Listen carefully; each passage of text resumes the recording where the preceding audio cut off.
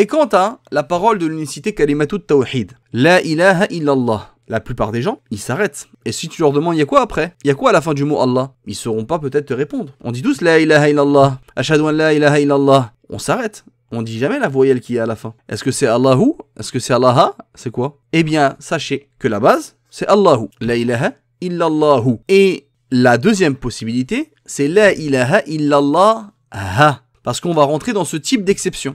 On va rentrer dans ce type de configuration d'une thème ghayru mujab.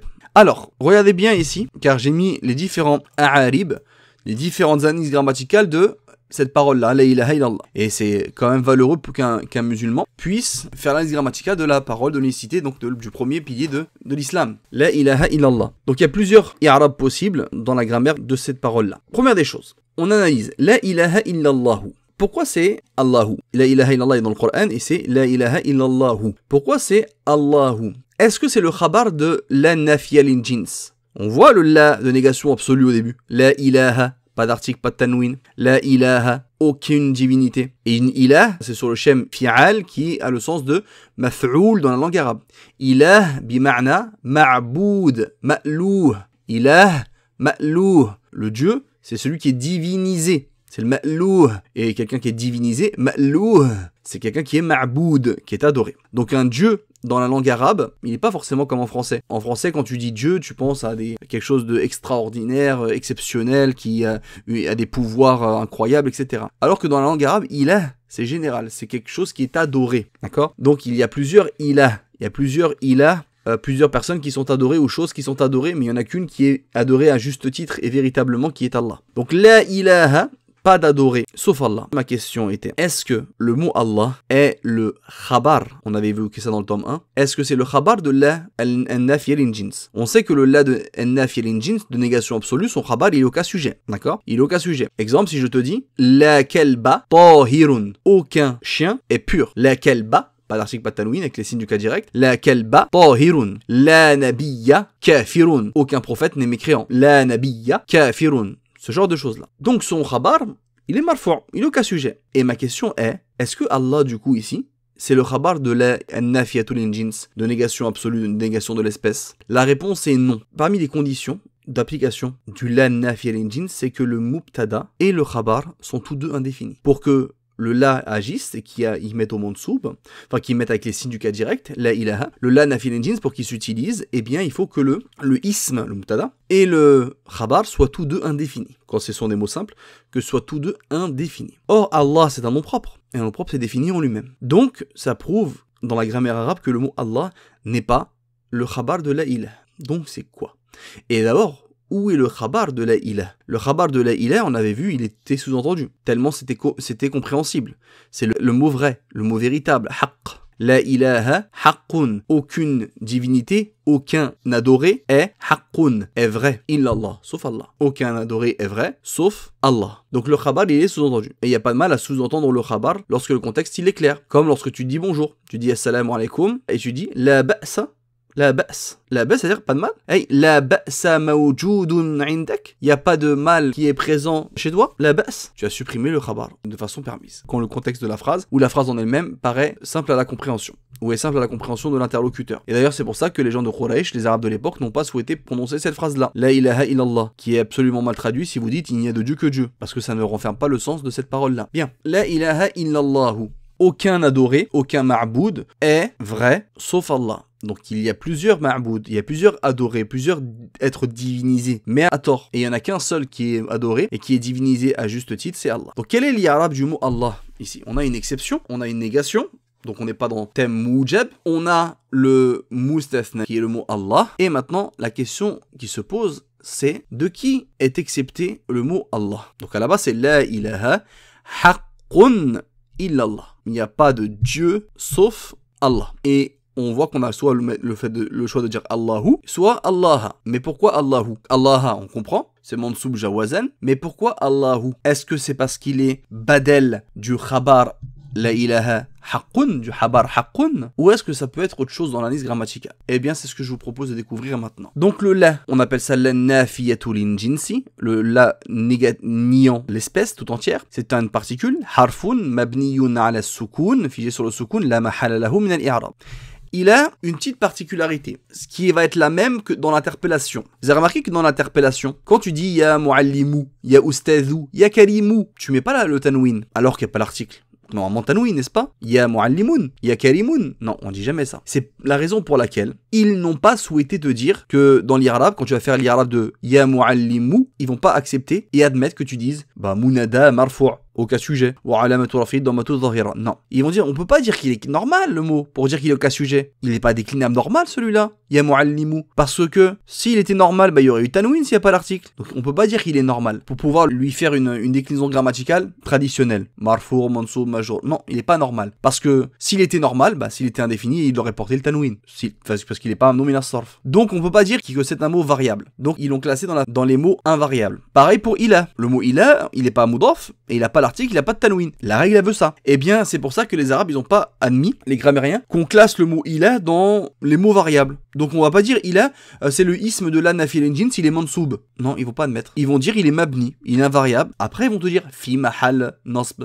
Ils vont pas admettre de dire qu'il est mansoub ou qu'il est marfou ou autre chose, autre que cela, lorsqu'il n'accepte pas le tanwin. C'est ça qui l'a fait passer de normal, variable, à invariable. Si tu étais totalement normal et qu'on aurait pu te dire mansoub, c'est si jamais c'était écrit la ilahan. Là, tu aurais été totalement normal parce que tu n'aurais pas eu l'article, donc tu aurais eu le tanwin et tu l'as accepté, donc c'est un mot totalement normal, totalement variable. Mais là, le fait que tu n'acceptes pas le tanwin alors que tu n'as pas l'article, toi, tu sors de la catégorie des normaux. Donc on va te mettre dans les catégories des invariables. Et donc c'est pour ça que ila, tu vas dire que c'est le ism la nafil jins, mais tu vas pas dire mansoub. Pourtant, on voit que c'est les signes du cas direct. Tu vas dire mabniyun ala al-fathi, figé sur la fatha, en lieu et place du cas direct. Tu me diras, Moualim, il chipote les arabes. Oui, si tu veux. Mais tu comprends au moins le raisonnement. C'est juste parce qu'il n'y a pas le tanwin dans la règle. Bon, ils n'ont pas voulu le classer comme un mot variable normal. Mansoub. Mabniyun ala al-fathi, fi mahalli nasbin, en lieu et place du cas direct. Wa la ilaha, ça c'est intéressant, regardez bien. Ça va avoir son importance pour la suite. Wa la ilaha. À la base, c'est la ilaha haqqun. Haqqun, c'est le khabar. Wa la ilaha, cet ensemble-là, la plus son isme, il est en lieu et place de quoi?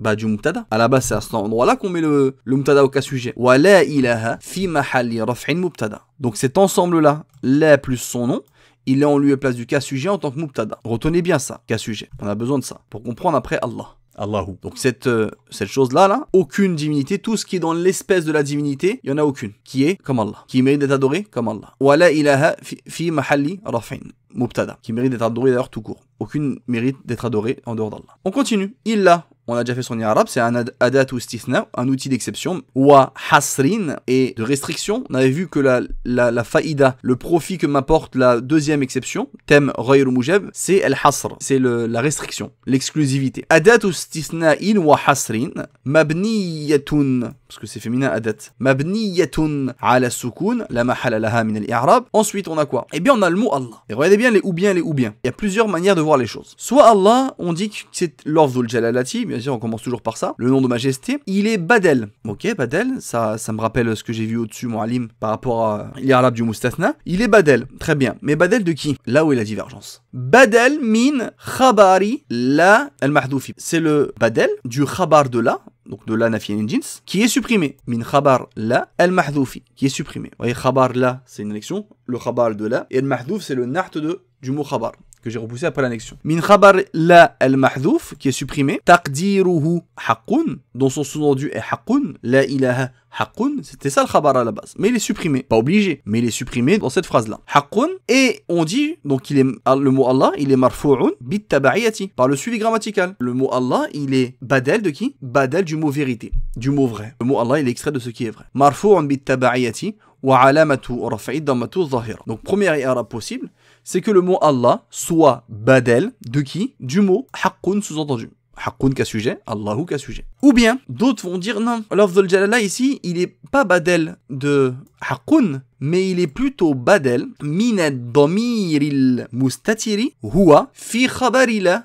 al-mahdhoufi. Ils disent que le mot Allah est badel du pronom caché dans la conjugaison, donc à huwa, dans le khabar al-mahdhouf, dans le khabar de l'al-mahdhouf, qui est qui? Taqdiruhu ma'boudun bihaqqin. Donc là ici, selon cette interprétation de ce qui est sous-entendu, ma'boudun bihaqqin. Ici c'est un participe passif. Donc tu te demandes pourquoi ils m'ont parlé que Allah il est badel du pronom caché dans le khabar qui est supprimé, et le khabar supprimé ils mettent même pas un verbe, ils mettent ma'boud, parce que le participe passif, comme le participe actif, on l'avait déjà dit plusieurs fois oralement, joue le rôle de leur verbe. Donc ça revient à dire quoi? Ma'boud bihaq yu'badu. Yu'badu, c'est bien conjugué à huwa. La ilaha yu'badu. Aucune divinité est yu'badu, est adorée. Bihaq avec droit, sauf Allah. Et donc c'est ce que je vous ai expliqué ici, li anna ism al-maf'ul, parce que le participe passif joue le rôle de son verbe. Ya'malu amala fi'lihi. Il joue le rôle de son verbe. Il joue l'action de son verbe. Fattaqdiru, ainsi le sous-entendu de la phrase est yu'badu, huwa bihaqqin. La ilaha, aucun dieu,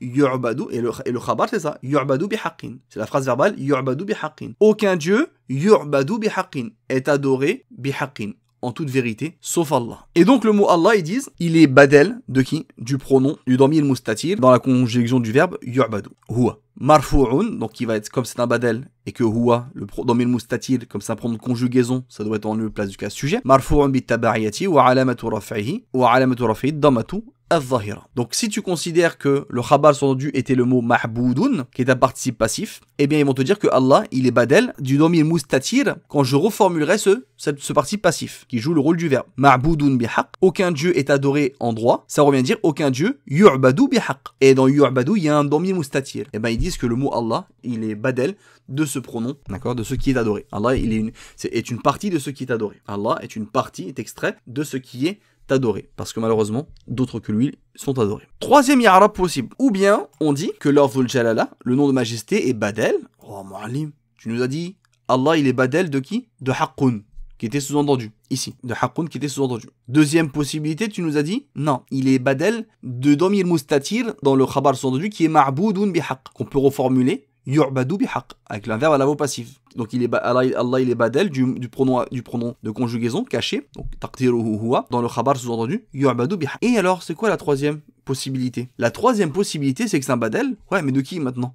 On a tout épuisé, Mu'allim, là. On a parlé de haqqun, on a parlé de un autre khabar sous-entendu, ma'boudun bihaqqin. Qui d'autre maintenant? Regardez ce que je vous ai dit tout à l'heure, que la ilaha, le début de la phrase, c'est le début d'une phrase nominale. Cet ensemble-là, normalement, le début de la phrase nominale, c'est un mubtada. Donc c'est au cas sujet. Sauf que la règle veut que ça soit au cas direct. Mais le début d'une phrase nominale, c'est au cas sujet. L'endroit à cet endroit-là, normalement, c'est du cas sujet. Eh bien, certains ont dit que le nom de majesté Allah, il était badel de quoi? Badel min mahalli la ilaha. Il est badel, c'est un permutatif, c'est un substitutif de qui? Un substitutif de l'emplacement de la ilaha. Et l'emplacement, c'est du cas sujet. Ar-raf, ala, al-ibtida. C'est un badel, un suiveur grammatical, et il va suivre l'endroit, le mahal de la ilaha, qui était ar-raf. Son mahal, c'est le cas sujet. Ala al-ibtida, par rapport au commencement. Donc, marfu'un bit tabariyati wa alamatu rafihi ad-dammatu al-zahira. En gros, si on enlève la ilaha et on mettait le mot Allah à la place, c'est Allahu ma'boudun, Allah est adoré. Allahu haqqun, Allah est vrai. À la kulli hal, on a trois i'rab possibles pour le mot Allah, d'accord? Et la plus connue est la deuxième. Donc si tu devais en retenir une, retiens celle-là. C'est celle qui est la plus retenue des gens de science, mais il y a des divergences. Donc je vous ai cité